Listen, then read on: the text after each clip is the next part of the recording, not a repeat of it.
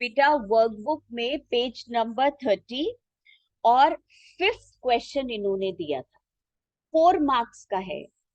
How does the scene reflect the changing fortunes of men in power and how does it indicate the behavior of the common people in Rome? ये है। और बेटा इन्होंने यहाँ पर 2 parts में question को डिवाइड किया है। हम हमेशा आपको समझाते हैं, जब आप आंसर लिखो तो हमेशा ये सोचो कि इन्होंने पूछा क्या है। सब कुछ जो आता है वो लिखना नहीं होता, जितना पूछा है उतना ही लिखना होता है। तो बेटा इन्होंने how does the scene reflect the changes fortunes of men in power, जो लोग पावर में होते हैं उनका फॉर्च्यून कैसे बदल जाता है। तो रोम में 2 लोगों का फॉर्च्यून चेंज हुआ। तो किसी जमाने में पोम्पी बहुत पावरफुल और बहुत ही ज्यादा बेटा जिसे कहना चाहिए फोर्सफुल था, डोमिनेटिंग था। उसे जूलियस सीजर ने हरा दिया। तो वो जूलियस सीजर जो कि उसी के साथ का था, जूलियस सीजर ने पोम्पी को हरा दिया, उसको मार दिया और अब वो सबसे ज्यादा पावरफुल बन गया। तो ये चेंज हो गया ना। जो पावर में होते हैं उनकी पावर हमेशा एक जैसी रहेगी ऐसा नहीं होता। It is always a right, कभी ऊपर कभी नीचे, आपको नहीं पता क्या होगा। और इससे सेकंड पार्ट का आंसर भी लिखना है कि लोगों के ऊपर क्या उनका बिहेव कैसा आपको दिखाई दिया। तो लोग बेटा उसी को चाहने लग जाते हैं जो पावर में होता है, उसी से इम्प्रेस्ड हो जाते हैं। तो ये भी दोनों बातें हम लिखेंगे। पहले पॉम्पी के लिए खड़े हो जाते थे और अब किसके लिए खड़े हो जा रहे हैं, सीजर के लिए छुट्टी लेकर के। तो ये भी बात आपको लिखना होगा उसमें। कहाँ यहाँ रखा है इतनी जगह? 4 मार्क्स का है बेटा, और 4 मार्क्स में आप ये देख लो कि हमें एटलीस्ट 6 लाइंस तो लिखना ही लिखना है। आप लिख सकते हो 8 लाइंस मैक्सिमम, पर आपका आंसर 4 लाइन में खत्म नहीं हो सकता। अगर आप 3 और 4 लाइन में आंसर खत्म कर रहे हो, इसका मतलब अभी कुछ बातें हैं जो आप भूल गए हो लिखना। और इस क्वेश्चन में 2 पार्ट्स हैं, इसलिए मैं 2 पैराग्राफ में लिखने का सजेशन दूंगी और मेन पॉइंट्स को हाईलाइट करते हैं। अब एक और बात सुनो बहुत अच्छी तरीके से। जो बच्चे इसे लिख रहे हैं वर्कबुक में, वो बच्चे पैरा वैरा चेंज नहीं करेंगे। पर जब हम अपनी एग्जामिनेशन कॉपी में लिखते हैं या रजिस्टर में लिखते हैं, तब हम पैरा चेंज करते हैं, अंडरलाइन करते हैं। That is the skill of writing answers. हाँ दक्ष बोले। मैम आप कौन सा आंसर बता रहे हो? पेज नंबर 30 बेटा, जूलियस सीजर का एक तुम लोगों को मैंने दिया हुआ था और आज मैं लिखवा ही रही हूँ यस मैम। तुझे। और अगर आपने लिख लिया तो बहुत अच्छा, करेक्शन करा देना। Workbook of Julius scissor okay page ma'am. 35th question, 5th part लिखेंगे बेटा। The scene, the scene gives, the scene gives message, the scene gives message that power, that power does not reside, that power does not reside, RESIDE, reside मतलब रहती है, does not reside with one person, with one person for a long time, for a long time। हाँ जी युवराज क्या हुआ? This scene gives the message. हाँ Darsh, I am not able to, हाँ I am repeating it, I am repeating. हाँ जी युवराज आप बोले। Ma'am can you please repeat it? I am repeating it. This scene, Arjun, page number 30, workbook का बेटा, Arjun workbook का page number 30, fifth part of the question of Julius Caesar. The power this scene highlights या this scene gives the message. This scene highlights या this scene gives the message that power does not reside, the power does not reside with one person for a long time. With one person for a long time. Full stop. Arjun, बताया बेटा तुमको Julius Caesar का workbook है, हाथ कैसे raise करा हुआ है अभी तक? Full stop. Excuse me, ma'am. हाँ बेटा, ओजस. Can you please tell what are we doing? We are doing Julius Caesar workbook, page number 30, fifth part, last answer that I gave you in the class to write down. If you have written it, then no need to write. Full stop के बाद लिखो बेटा Pompey, Pompey, comma, once a powerful authority. Pompey, comma, once a powerful authority, comma, was killed and forgotten. Was killed and forgotten. Pompey, comma, once a powerful authority, comma, was killed and forgotten. Full stop. Caesar, Caesar, comma, the army general. Caesar, comma, the army, A capital, general, G capital, comma, has suddenly become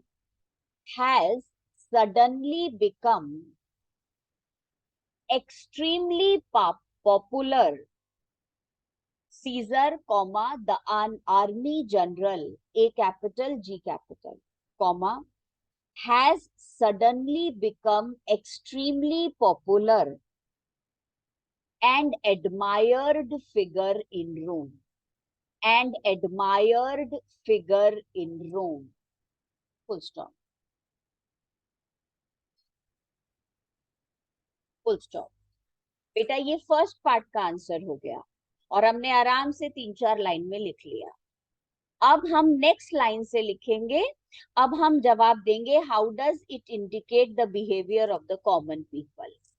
ठीक है, full stop लगा के अब हम next line से लिखेंगे it indicates that Roman mob, it indicates that Roman mob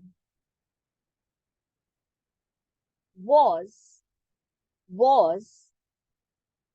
fickle minded. Was fickle minded. Full stop. बेटा was नहीं लिखो, इज लिखो. क्वेश्चन प्रेजेंट टेंस में है तो आंसर भी प्रेजेंट टेंस में आएगा. It indicates that Roman mob is fickle minded. Full stop. Their political loyalties, their THEIR, उनकी, their political loyalties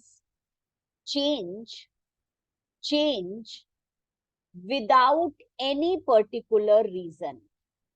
Without any particular reason. Full stop. Their political loyalties. बेटा political loyalties, political figures के लिए जो बड़े devoted है ना, loyal हैं. Their political loyalties change without any particular reason. Full stop. और हमेशा आप एक ही बात लिख रहे हो, हम एक ही बात डिस्कस कर रहे हैं, आज दूसरी बात भी लिखेंगे. फुल स्टॉप के बाद लिखो सेकेंडली. एक और बात इंडिकेट होती है. Secondly, comma, it indicates it indicates that Roman people worship their their heroes. बेटा their heroes, या आप लिख सकते हो political heroes. Secondly, comma, it indicates that Roman people worship their their political heroes. तो बेटा इसमें भी हमने 3 लाइंस लिख दिया है, तो हमारा पूरा 4 मार्क्स का आंसर हो गया, दोनों पार्ट्स उसमें कवर हो गए. As you can see the class is being recorded, so I am going to share it with you, और आप आराम से उसे देख लें अगर किसी बच्चे का कुछ छूट गया है तो. और बेटा अब हम ओपन कर रहे हैं ट्रेजर चेस्ट, और ट्रेजर चेस्ट में हम पोयम कर रहे हैं जो हमने स्टार्ट कर दी थी. ट्रेजर चेस्ट पेज नंबर 14 पे हम आ गए. Page number 14. बेटा सेकंड स्टैंजा आज पढ़ रहे हैं. तो फर्स्ट स्टैंजा में हमने देखा पोएट को याद आ रहा था कि कैसे उसका बचपन में उसका घर, सूरज की रोशनी कैसे आती थी.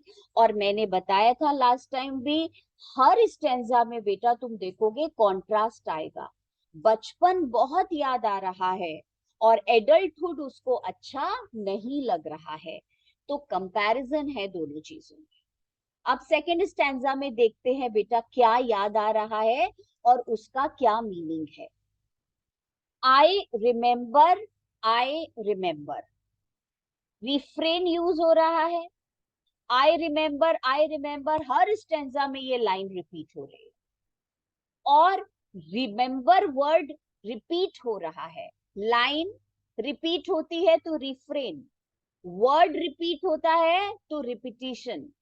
तो बेटा ये रिपीटिशन है हाईलाइट करने के लिए कि he has a strong desire of his childhood days. अब वो याद करता है the roses red and white, उसके गार्डन में रोजेस लगे हुए थे. तो पहले घर का याद आया, अब याद आ रहा है उसको बेटा जो उसका गार्डन था उसमें कौन कौन से फ्लावर्स लगे हुए थे. तो द रोजेस रेड और व्हाइट कलर के. द वॉयलेट्स, बेटा this is also the name of the flowers.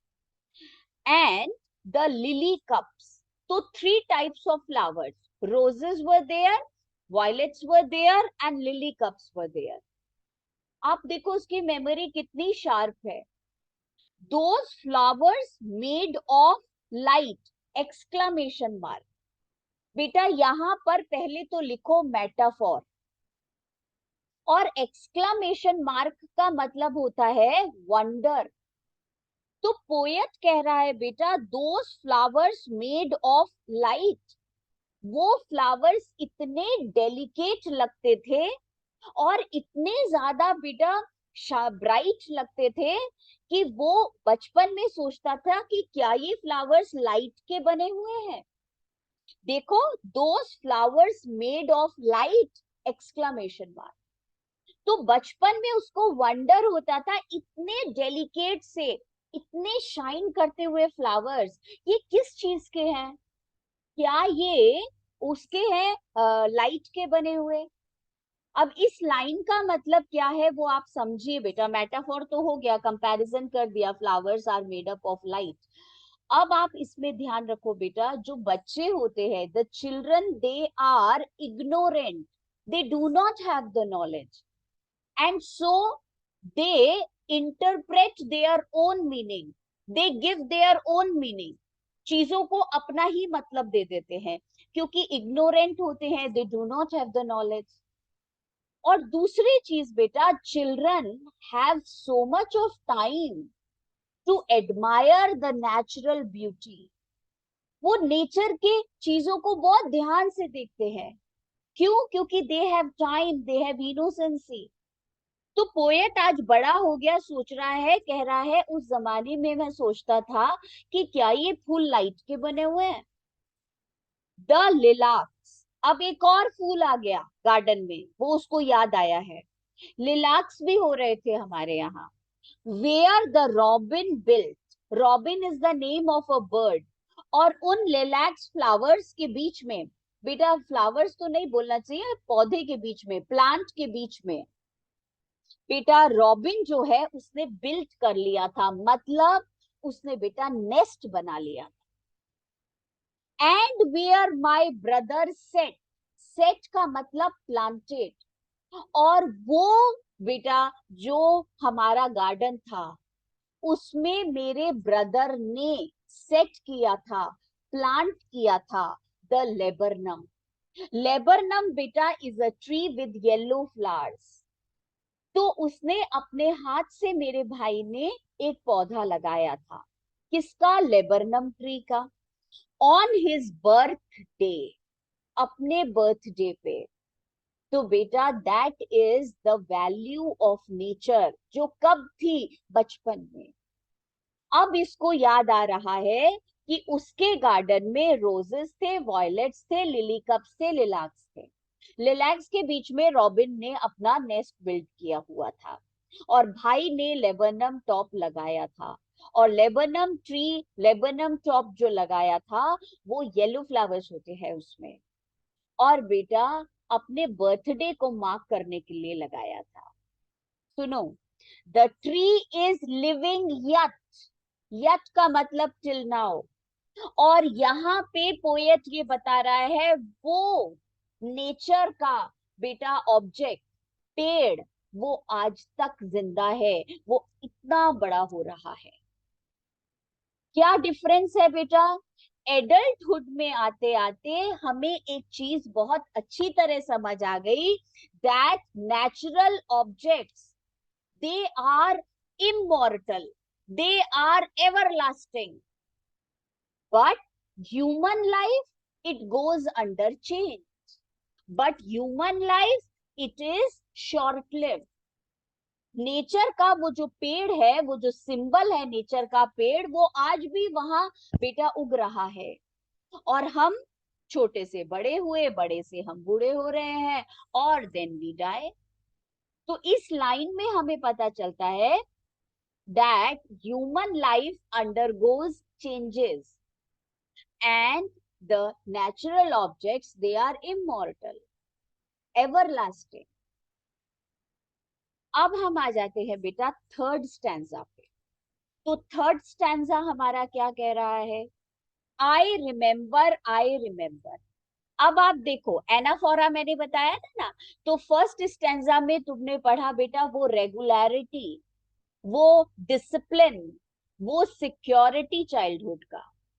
Second stanza में तुमने पढ़ा कि ब्यूटी, नेचर की एडमायर करना, वंडर होना, this is also a characteristic of childhood, बड़े होके कोई नहीं करता। सेकेंड स्टैंजा में आपने एक और चीज पढ़ी कि नेचुरल ऑब्जेक्ट्स कितना एवरलास्टिंग होते हैं, ह्यूमन लाइफ शॉर्ट लिव्ड होती है। और बेटा थर्ड स्टैंजा में हम पढ़ेंगे, मैंने बोला था ना एनाफोरा का मतलब लिस्ट, तो वो बता रहा है चाइल्डहुड फर्स्ट थिंग ये होती है, चाइल्डहुड सेकंड थिंग ये होती है, अब third, I remember where I was used to swing. तो जब मैं छोटा था तो मैं स्विंग करता था, झूले पे झूलता था, and thought the air must rush as fresh. और बेटा जब मैं झूलता था, मैंने क्या बताया, चाइल्डहुड में हम इग्नोरेंट होते हैं, हमें नॉलेज नहीं होती, इसीलिए हम इनोसेंट होते हैं। We give meaning, our meaning to everything, हम हर चीज को अपना मीनिंग दे देते। कहता है जब मैं झूले पे झूलता था तो हवा ऐसे ऐसे मुझे टच करती होती थी, और मुझे लगता था जैसे मैं छोटी सी चिड़िया बन गया हूँ और उड़ रहा हूँ, शायद चिड़िया को भी ऐसे ही हवा टच करके जाती हो। तो बेटा सबसे पहले तो हवा का टच हो रहा है ना, तो यहाँ पे आप लिखो tactile imagery. TACTILE, tactile imagery आ रहा है। टचिंग वाला जो बेटा वर्ड्स होते हैं उसके लिए टेक्टाइल इमेजरी होता है। कौन टच कर रहा है? हवा। किसको टच कर रहा है? पोएट को। कब? जब वो झूला झूल रहा है, इसलिए टेक्टाइल एनर्जी। हाँ बेटा। Ma'am, please tell in which line there is tactile imagery. बेटा and thought the air must rush, rush हो गया ना। Fine. As fresh to swallows on the wing, beta swallows are small birds with pointed wings. तो उसको अपना comparison कर रहा है बेटा कि शायद मुझे लगता था जैसे हवा मुझे रश बेटा फास्ट टच करके क्रॉस कर रही है, ऐसे ही जब वो छोटी चिड़िया स्वैलोज फ्लाई करती होगी तो उसको भी हवा रश करके टच करती होगी। My spirit flew in feathers then, और उस समय मुझे इतना डिलाइटेड फील होता था। माई स्पिरिट, बेटा spirit is soul, my inner feeling. In feathers then, बेटा फीदर्स का मतलब so light, I use to feel so light. मेरे बेटा बॉडी की लाइटनेस की बात नहीं हो रही, मेरी स्पिरिट बिल्कुल लाइट थी। इसका मतलब मेरा हार्ट, मेरी inner feelings did not have the burdens of life. और बर्डन ऑफ लाइफ का मतलब होता है no tensions, no stress, no worries, no thoughts.